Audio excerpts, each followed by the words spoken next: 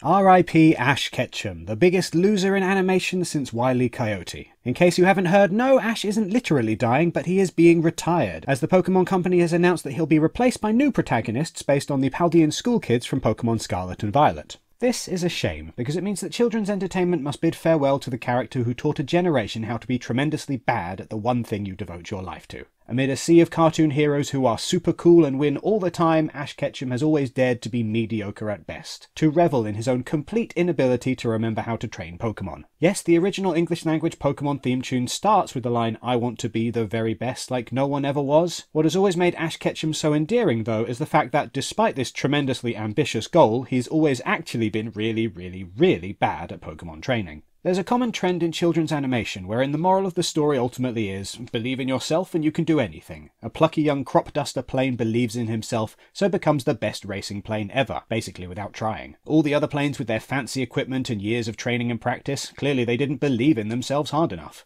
Not Ash Ketchum. All the belief in the world is useless in the face of his complete incompetence. It's a big achievement for this wannabe Pokemon trainer to just get to the point where his Pokemon doesn't attack him the moment he lets it off the leash. Yes, leash, because Ash really doesn't understand how Pokemon work. This is an important moral for children to learn, and one that they're not taught often enough by the cartoons intended for their consumption. Sure, you want to be the very best like no one ever was. You probably won't be, though. No matter how hard you try, you're going to fall down again and again and again and again. The fact that Ash Ketchum is such a big loser makes him interesting in two ways. First, it adds a level of unpredictability to his adventures. When Spider-Man fights Dr. Octopus or whoever, you always know that Spider-Man's going to win at the end of the day, because if he doesn't, there's no more cartoon. He can't not win. With Pokemon, though, Ash doesn't have any literal skin in the game, so he can lose as many times as the writers want him to. It means that going into any Pokemon battle, no matter how important, there's always a good chance that Ash is going to lose. That's neat. Second, Ash's repeated defeats give him a very unusual superpower: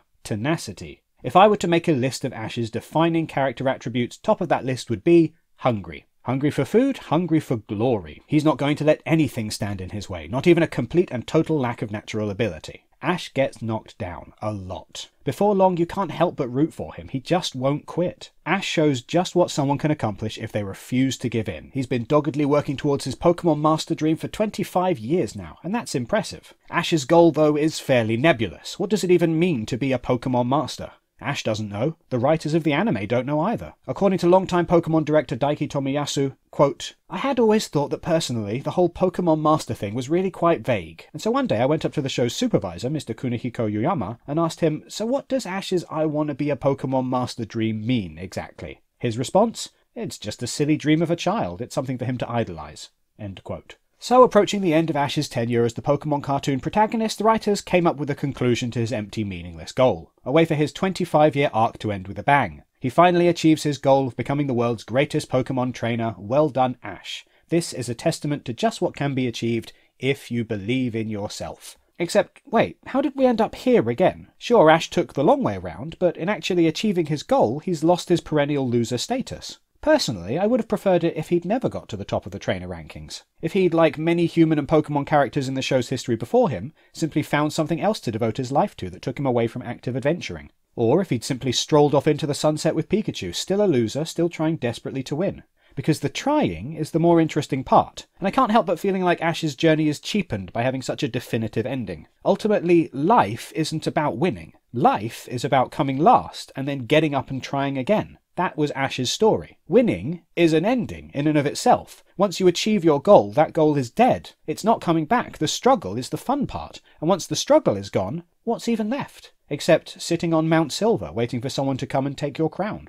Poor Ash Ketchum. They've done you dirty by giving you exactly what you wanted. Now there's nothing left for you to do. But luckily, as the Pokemon writers point out, that Pokemon Master goal is deliberately vague and ultimately meaningless. Lean into the short memory that Ash has displayed throughout the past 25 years and he's right back to being the underdog. So no, don't rest in peace, Ash Ketchum. Go find more adventures. Set new challenges. Fail and fail and fail again. We need you to. I have no doubt that you'll return to the anime in some form before not too long anyway. If not for you, then for Pikachu. The Pokemon Company can't afford to let their mascot lose its brand appeal, after all.